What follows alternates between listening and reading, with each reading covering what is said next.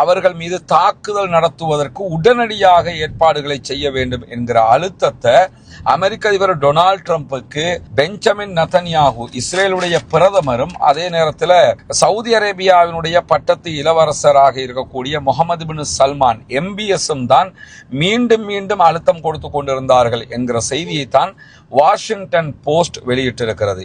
இது தொடர்பாக சற்று நேரத்துக்கு முன்பதாக சவுதி அரேபியாவினுடைய வாஷிங்டனுக்கான அமெரிக்காவுக்கான தூதுவராலயம் பதில் ஒன்றை வெளியிட்டிருக்கிறது.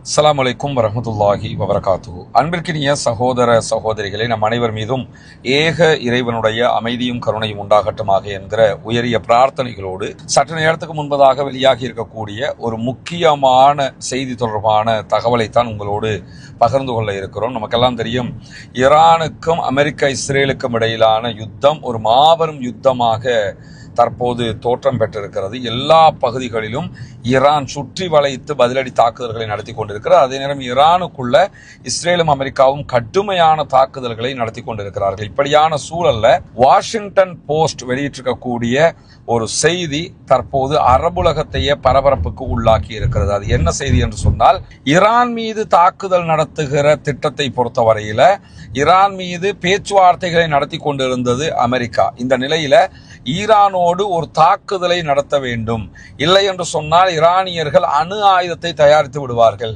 அணு ஆயுதம் தயாரிக்கப்பட்டு விட்டது என்று சொன்னால் அதற்கு பிறகு அவர்களை கண்ட்ரோல் பண்ணவே முடியாம போயிரும். எனவே அவர்கள் மீது தாக்குதல் நடத்துவதற்கு உடனடியாக ஏற்பாடுகளை செய்ய வேண்டும் என்கிற அழுத்தத்தை அமெரிக்க அதிபர் டொனால்டு டிரம்புக்கு பெஞ்சமின் நெதன்யாகு இஸ்ரேலுடைய பிரதமரும் அதே நேரத்தில் சவுதி அரேபியாவினுடைய பட்டத்து இளவரசராக இருக்கக்கூடிய முகமது பின் சல்மான் MBSம் தான் மீண்டும் மீண்டும் அழுத்தம் கொடுத்து கொண்டிருந்தார்கள் என்கிற செய்தியை தான் வாஷிங்டன் போஸ்ட் வெளியிட்டிருக்கிறது. எனவே இந்த தாக்குதல் என்பது அமெரிக்க அதிபர் டொனால்டு டிரம்பினுடைய இறுதியான முடிவு கிடையாது. இதற்கான முடிவு அழுத்தம் கடுமையாக கொடுக்கப்பட்டது இஸ்ரேலிய பிரதமர் பெஞ்சமின் நெதன்யாகுவாலும் அதே போன்று சவுதி அரேபியாவினுடைய பட்டத்து இளவரசர் முகமது பின் சல்மான் அவர்களாலும் தான் என்பதுதான் வாஷிங்டன் போஸ்ட் வெளியிட்டிருக்கக்கூடிய பரபரப்பான செய்தியாக இருக்கிறது. இதே நேரத்தில் அந்த செய்தியை பொறுத்தவரையில வெளிப்படையாகவே சவுதி அரேபியா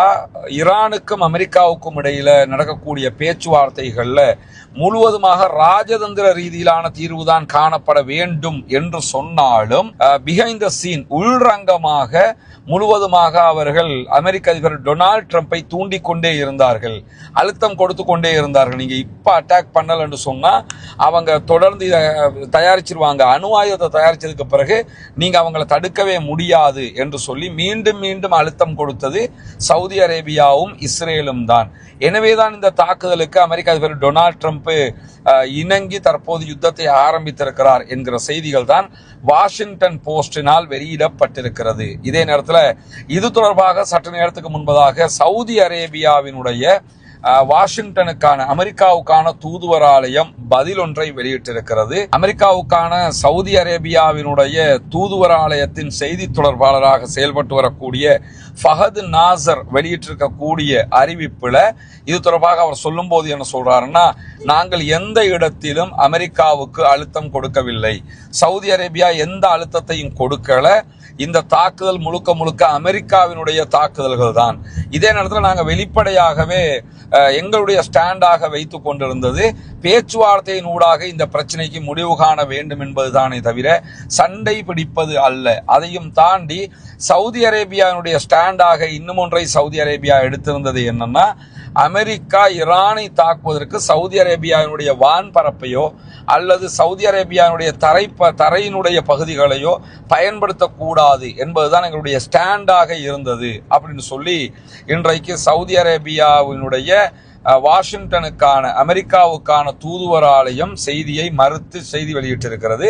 இதை பொறுத்தவரையில இந்த ஈரானை தாக்குவதற்கான நிலத்தையோ அல்லது வான்பரப்பையோ பயன்படுத்தக்கூடாதுங்கிறது இருக்குல்ல, ஆரம்பத்தில் சவுதி அரேபியா அப்படியான அறிவித்தல்களை விடுத்திருந்தாலும் பிற்பட்ட இந்த தாக்குதல்கள் ஆரம்பிக்கப்பட்டதோட சவுதி அரேபியா அதற்கான அனுமதியை கொடுத்திருக்கிறது. சவுதியினுடைய பேஸையும் பயன்படுத்தித்தான் ஈரான் மேல அமெரிக்கா தாக்குதல்களை நடத்தி கொண்டிருக்கிறது.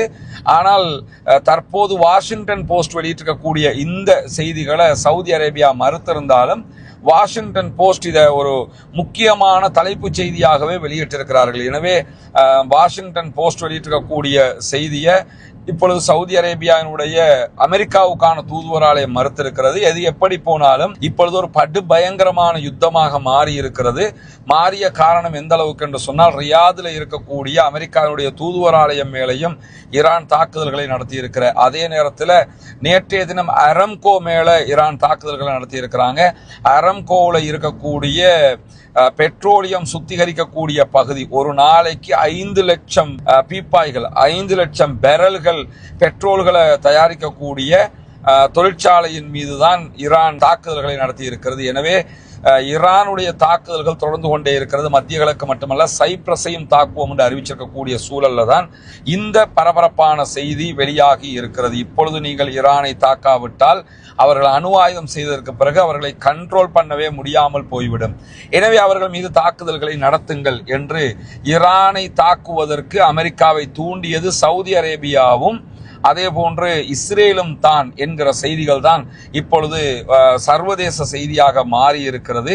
ஆனால் சவுதி அரேபியா மறுத்திருக்கிறது என்கிற செய்திகளையும் அல் அரபியா உள்ளிட்ட சவுதி அரேபியாவினுடைய ஊடகங்கள் வெளியிட்டிருக்கக்கூடிய காட்சியை நம்ம பார்க்க முடியும். எது என்ன நடந்தாலும் ஒரு மாபெரும் யுத்தத்தின் தொடக்கமாக இது மாறி இருக்கிறது.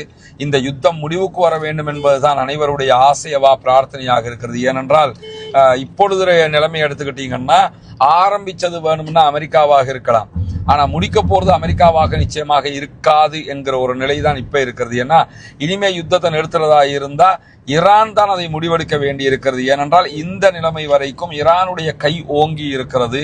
ஈரான் தான் டாப் லெவல்ல நின்று பதிலடி தாக்குதல்களை கொடுத்து கொண்டிருக்கிறார்கள் என்கிற காரணத்தினால தொடர்ந்தும் இந்த யுத்தம் இன்னும் ஒரு படி மேலே செல்ல போகிறது என்கிற நிலைகளும் உருவாகிறது. ஏன்னா ஹார்முஸ் பகுதிகளில் யாருமே கப்பல்கள் பயணிக்க கூடாது என்று திட்டவட்டமாக ஈரான் அறிவிச்சிட்டாங்க.